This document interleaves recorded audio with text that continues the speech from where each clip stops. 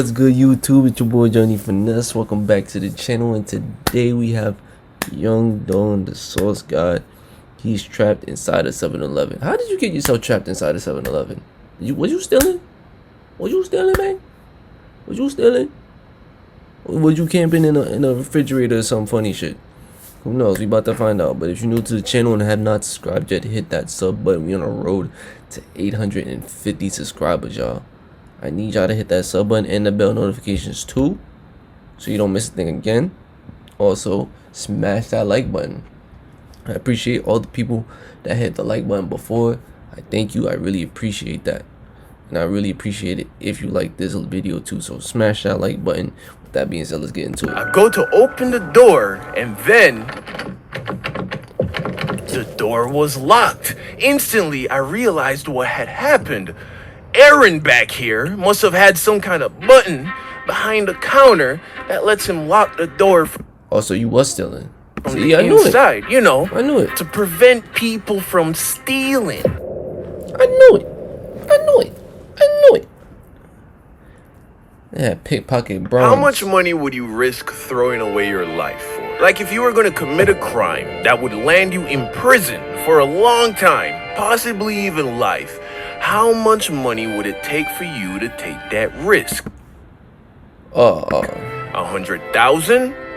Nah. $1 million? Maybe. That's a lot of money. That's a lot. $1 billion. Yes. Yeah, that might be worth it. $1 billion? Do you even know how much $1 billion is? That's $1,000 million. If you could save $100 every day for the rest of your life, do you know how many years it would take you to save $1 billion? Do the math for me. 27,397 years to touch $1 billion. That might be worth it. Well, as it would turn out, for me, apparently, I'm willing to throw away my life for a whopping $2. So you was stealing. I knew it. Now, obviously, that sounds ridiculous. No sane person would risk it all for a measly $2. You can't even buy a small coffee from Starbucks with $2. Yet, that's how much money I almost threw everything away for. Let me explain. So, recently, my girl and I went to get lunch together, and this was right after I moved to Houston and had not yet received my car, which was being shipped from California. So we had to take her car. And of course, you know, as the guy, I decided that I'm gonna drive. I don't care if it's her car.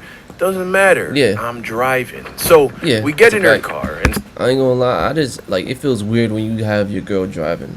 Like, I'll just look at you like, damn, nigga, you don't got a car? Even though that could be your car, even though you could have a car and you just left it. Like, it start to make our way to the restaurant. On the way, I noticed that her front right tire was low on air, and not by a little. According to the tire sensor on the dashboard, it was more than halfway deflated, which is sorta dangerous to be driving on a tire like that. All it would take is for her to hit a pothole at the wrong angle for the tire to blow out, possibly leaving her stranded in a bad area, or worse, cause an accident. Fellas, this is why you gotta drive. She must have been driving around on this half-empty tire for at least a week. But she's a lady, and although some women are good at taking care of stuff like this, changing their oil, all of that, a lot of girls ain't trying to deal with something like this on their own. So, seeing a perfect opportunity to do some clutch magic for my girl, I decided to stop at the nearest gas station to fill up the tire with some air. So I carefully made my way to the nearest gas station, pull up to the air pump, and get out of the car all smooth like, you know, time for me to save the day. I walk up to the pump, grab the air hose, and go to swipe the debit card to get it started up. But after a couple swipes... They got a swiper on that shit? Y'all got money. Y'all got money in Houston. I realized that the card reader wasn't working. Alright, not a big deal. Sure, I would have loved for it to have worked off rip, because that would have just made things look a little smoother. But, okay, I can still save the day, because these air pumps also take quarters. So I put down the air hose, and I head inside of the gas station to get some quarters for the machine. I walk up to the counter, where I was greeted by the cashier. Aaron. Hey, how's it going? Hey, what's good, man? Tell me something. Is the air pump machine working? I tried swiping my card, but it wouldn't turn on or anything. Yeah, it's working. Maybe the card reader is down. It's only $2 though. You got any cash? Yeah, I got $2 right here. Let me get some quarters. He gives me my 8 quarters and I head back to the car. Okay. This is taking a little longer and a little more effort than it should have. But not to worry. I'm gonna put in these quarters, fill up this tire, look like a Why everybody got a Volkswagen? damn stud while I'm doing it. Perfect. And get some brownie points from the lady. Head to lunch and then live happily ever after. I put in a couple quarters and I noticed that the machine isn't giving me any positive feedback. You know, I felt like I was supposed to start hearing some rumbling.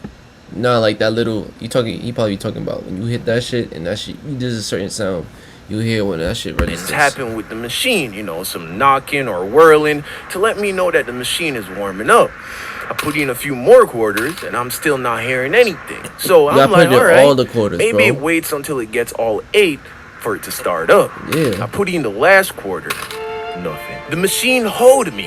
Now, remember, my girl is watching the whole time. She saw me put in all 8 quarters, so now I'm invested. Because I need her to know that when it comes to this man, I know what I'm doing. She can rely on me. So, I toss the air hose to the ground. I head back inside.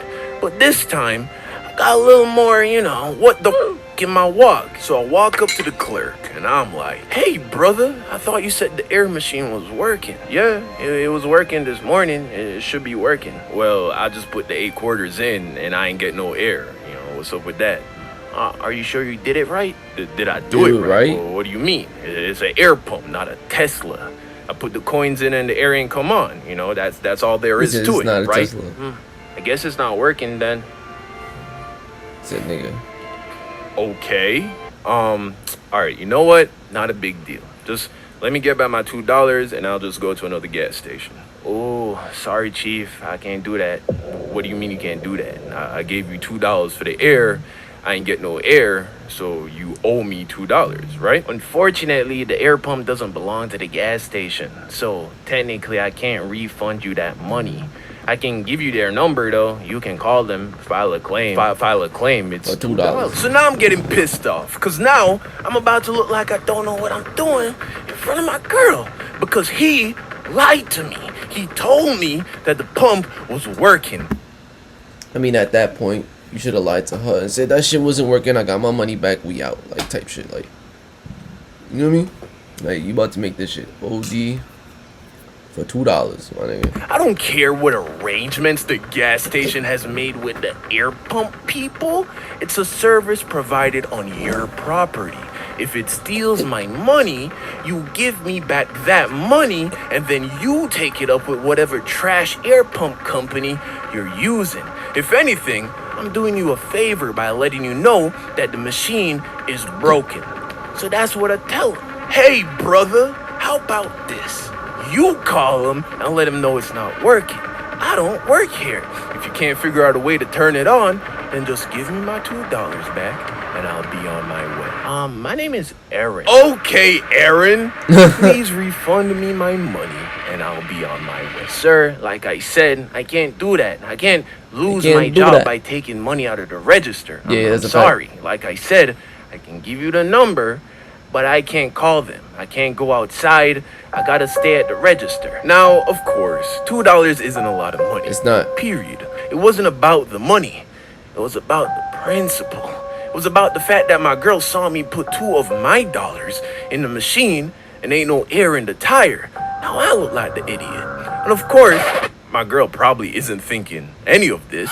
There's no way I could have known that the machine was broken after Aaron here told me that it was working. But that's not a risk my irrational... You were trying to flex for the girl, bro. A lot of people do that. And I hate those types of people. No cap. Them niggas is annoying, bro. I be having to check them. I did that once to my friend. Male ego. I had to check his ass, willing bro. To take. Nah, I'm gonna leave this gas station with something to show for it. Realizing that I couldn't make him take $2 out of the register, I looked down at the checkout counter and I saw a pack of my favorite mint-flavored chewing gum. I picked it up and I asked good old Aaron over here how much it cost. He told me $1.69. I say, cool, let's call it even. Hey, I'll even let you keep the change. As I'm walking towards the He door, said, he's what? like, hey man, I can't let you do that. And I'm thinking, you ain't gotta let me do shit.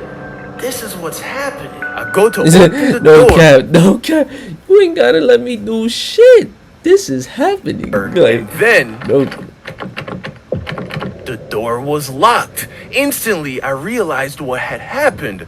Aaron back here must have had some kind of button behind the counter that lets him lock the door from the inside, you know, to prevent people from stealing. Now I was furious. I turned around and looked him in the eyes, and for a second, I contemplated going behind that counter to show Aaron what happens when you try to be a hero. $4.69. But then, another second passed, and I thought about all the ways that this could go. And none of them ended with me looking good. In fact, most of them ended with me in the back of a squad car and my girl still driving around with a flat tire.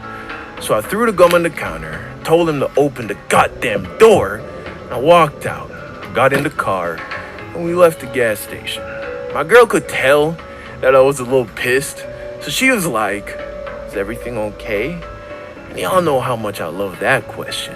So then I was like, man. yeah, let's go to lunch. We'll sort out the tire after.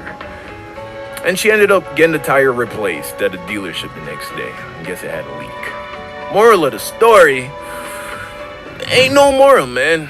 There is a moral. Don't try to flex for your girl, bro. Because the whole point of you getting mad, you flexing the principle, is because you didn't want to look any less than a man. You feel me? And I was just pissed. Sorry, mama. You feel me? But if you made it to the end of the video, you obviously like the video, so you obviously gotta subscribe. Hit that sub button, y'all. We on the road to 850 subscribers. I hope y'all like the video. If you like the video, hit that